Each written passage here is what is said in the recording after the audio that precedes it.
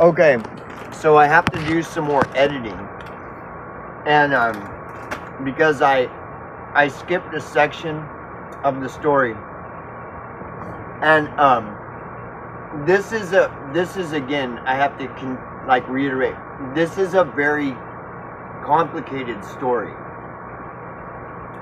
and there will be details where it seems like it doesn't, like it's trivial or this and that, or that's just drama or whatever, like this, but you don't understand because these details will resurface later on, and it like this stuff needs to be fleshed out in order to understand the story. And this is why investigators spend hours and hours and hours interrogating people. And they don't just interrogate and interview suspects. Like there'll be a case where someone who is innocent, like a father or a friend or somebody, some person who is closely related to the suspect, needs to also be interviewed and interrogated, and that shit goes on for hours and hours and hours, like 9 hours of interrogation and interview with innocent people that are just there. There's the brother of the murderer or the mother of the murderer or a friend of the murderer. Like, this is why these things take hours and hours and hours, because that's what is required in order to get to the fucking, like, what the fuck is the story here? And so that's what's so complicated about this story and telling it, because people, and I'm forced to leave out details. Well, I'm not forced to, but who is going to spend hours and hours listening to this unless it's under investigation? And it was, according to the officers, it was under investigation. But the thing is this is where another thing where it gets super deep. So on paper it was under investigation, but the intention was to sweep it under the rug. So it's only investigated on paper. That way, if it ever gets looked into, they'll say, yeah, we investigated this and we didn't find anything.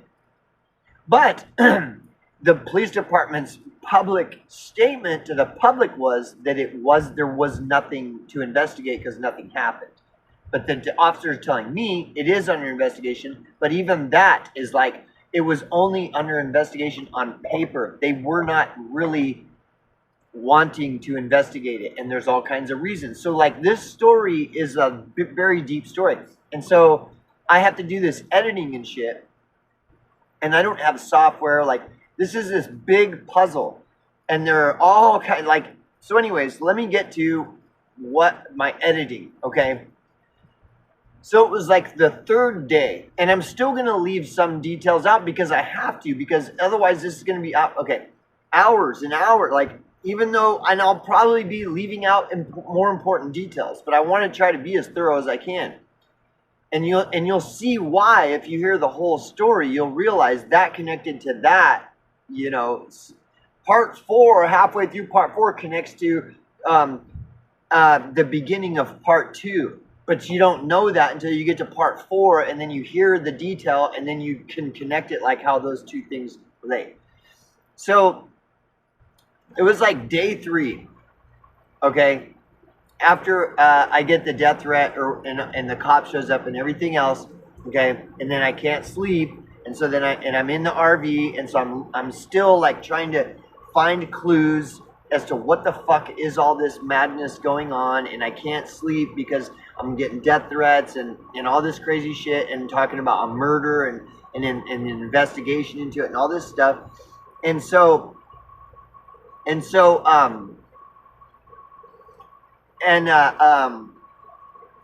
it was like that night, okay, on day 3, Stefan, the weird clairvoyant guy or whatever, came over and we talked some more. And we had another 2 hour more long conversation. and we're talking about all of this stuff it's like getting crazier and crazier. It's escalating every hour of every day. And then he starts asking me more questions about her. So, and we're just talking about the dynamics of mine and her relationship to try to understand, like, what is going on with this chick? Why is she acting like a psycho and all this other stuff? And so he's kind of asking me questions about our relationship, and I'm answering them, and then we start getting into kind of weird stuff like our sex life and how our relationship was just like kind of going south and everything. And as I'm explaining some of this stuff to him, he starts doing this again, where he's like in this trance where he's staring off into space, like almost like he's watching a movie or something, and he's having this revelation. And he was asking me like questions like if is she into any kind of weird shit like bondage and stuff. And I was like, well, I mean, she was like getting these kind of fake bondage toys that were Velcro and stuff, and it was just kind of like I didn't really understand because, you know, she had a very flat affect about her always, and it carried over into our sex life where it was just like this flat affect, like you know, like a dead fish kind of. It's just a very strange thing. And I always assumed it was tied to her trauma that she had experienced in her life, because she had been through a lot of trauma, but she would never really talk about it that much. But I knew some of it. And he started, like, as I'm explaining how, you know, she would have these like Velcro bondage toys that were like fake bondage toys and stuff, and I'm kind of explaining some of this stuff and her flat affect and how it carried over into our sex life, and it was and how it had to do with some kind of trauma, and that I believe maybe she was molested as a child or something. It was the cause of all this, but she would never open up, you know, about stuff like that, and I didn't want to push her on it, so I was always very gentle about, you know, anything like that. But she always remained with flat affect, and like she was a victim of trauma, and all these like ways that she carried herself were just odd. And I'm explaining, I'm talking to this stuff about him and stuff, and he started having like where he's like looking like he's having some kind of revelation as he's listening to me, and then he was kind of afraid to tell me, or he was like wanting to caution me. He's like, let me know, like he wants to tell me something, but it's kind of fucked up, and am I sure I want to hear what he thinks is going on, and kind of what his intuition is telling him. And I'm like, yeah, dude, I fucking need to know like what the fuck this is all about. And so then he starts telling me how when I was explaining all this stuff to him, that he was getting this vision of like of her being tied up and like gang raped, like gang fucked, and then starting to go more into the psychology of her and her role, her actual role in the witch cult, that she was involved in some witch cult. And he was also asking me like if I know of her ever having been involved in any cult activity, I'll get into that now, because he was also asking me that. And definite, like, her relationship with her former ex was definitely cult-like. Like, she was totally submissive to him. He was very domineering, and she was very submissive, like overtly, where I was shocked. Like the way I saw it, and I couldn't believe that like how submissive she was and how domineering he was. And then I talked about the limited amount of experience that I had observing the dynamics of her relationship with this abusive guy, and then it was like, you know, and they have this whole history of festy hopping, and so their whole life was like festy hopping with this RV, and they would and he was like a wannabe artist, and he was trying to, you know, get in with like the Alex Gray artist community and stuff, and it was all based in delusion. He was a very delusional guy. He had criminal problems to where he couldn't work and he couldn't get a driver's license, and so he was always like, you know, like a tyrant over her, like telling her that she had to go work and that she needed to get a license because he couldn't, and he had all these excuses of why he couldn't, and he had a very abusive, almost sexually abusive type dynamic with their two children, and it was, and you know, they did share like that they were involved in sex. What do they call that? Sex magic or something like that. What is that called? Yeah, some kind of sex magic shit.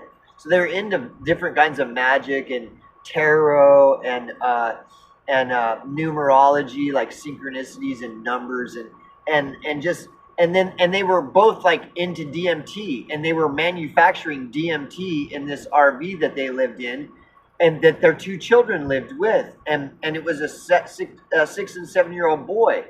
And their boy came up to me one time and told me, he's like, hey, guess what I got for my birthday on my 7th birthday? And I was like, what did you get? And he goes, my mom and dad gave me DMT. And I was like, what the fuck? And then they're like, and then the dad's like, Cosmo, you know, don't tell people that. You're not supposed to tell people that and stuff. And so there's all this really weird shit going on with them.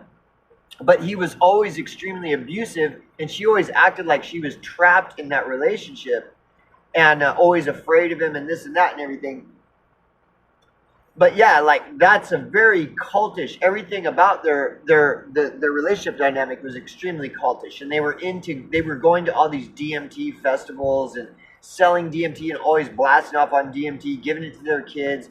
They're doing sex magic rituals, like all this fucking weirdo fucking shit, right? And so she was like always acted like she was traumatized. She was a victim of all this, which would explain the flat affect and all these weird behaviors that she had, like where she carried herself as a victim all the time. Anyways, so there was all this, and so he's asking me these questions about this, and I'm like, yeah, all this stuff ties in. And as I'm explaining all this to him, to Stefan, this clairvoyant, like he's like starting to like trip out and like having like where he's like having these revelations while he's listening to me. And then that's when he warns me. He says, dude, I want to tell you some stuff that I feel like my intuition is telling me on this, and because I've had some experiences here and there in my life with clairvoyancy, I want to tell you what I'm seeing and shit. And I'm like, yeah, tell me. And then that's when he told me that he was, while I'm explaining all this stuff to him, he was having visions of her being like tied up and gang fucked, where she was like, and that she was a willing participant in this cult type environment where her role was the submissive. She was the submissive, and that these are actual real roles in like cult dynamics, and especially like dark ones that involve, you know, dark magic and dark shit like this, right? And that that was something she was accustomed to, was being tied up and gang fucked and all this kind of weird shit. And that explained how our sex life was so odd, where she just had this flat affect, is because the only way she could really feel like she's having a genuine sexual experience is when she's being like abused, when she's in a submissive role where she's being domineered and like fucked by a lot of dudes and tied up and weird shit like this. And so there's a lot of probability that this could very well be the case with her. And so I was like fucking tripping the fuck out about all this, right? And we talked till like 2 o'clock in the morning, and then he left. And then I laid in bed with the door locked and everything, like freaking out. And so I couldn't sleep. And so while I'm laying in bed, I was reaching under the bed while I was laying down, trying to grab for a flashlight or something. I was like fucking digging around, and I was feeling like objects and shit under the bed, because we store shit under the bed. And so I was just pulling it out, and it was dark, so I couldn't see. So I'm just like pulling all this stuff out, and I couldn't find the flashlight, and so I just whatever. And then I finally fell asleep, and I got maybe a 2 or 3 hours of sleep, and I woke up the next morning, and then I started like taking care of shit because I had a lot of shit to do because I'm dealing with all this stuff, and so I have all these. I just have to figure out how am I going to navigate this situation. So I'm getting up, making coffee, so I can start figuring this out and start fucking doing something. I don't know what, but I need to do something. And so I'm just kind of tooling around, and I go outside for some reason, and then I come back in, and when I walk in, all that stuff that I pulled out from under the bed was like sitting on the floor in front of me.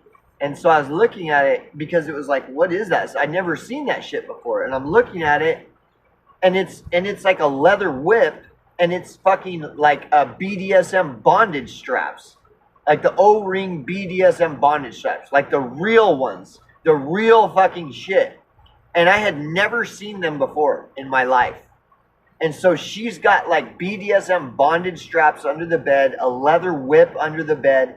It's like all of her secrets are just, everything is getting exposed. And I'm totally shocked because, and also just the night before, Stefan's telling me that he was having visions of her being tied up with BDSM bondage straps and like gang fucked by dudes and shit. And so I am like really, really freaking out. All of this stuff. And this is like every day something like this. And it was like every fucking couple hours, some traumatic experience, like the bondage straps. And it just never ended. And this went on for like the whole time up until I left for, like this is just constant the whole fucking time. So anyways. I have to edit that into the parts. So that's one of the parts. Now I have to figure out which part it is.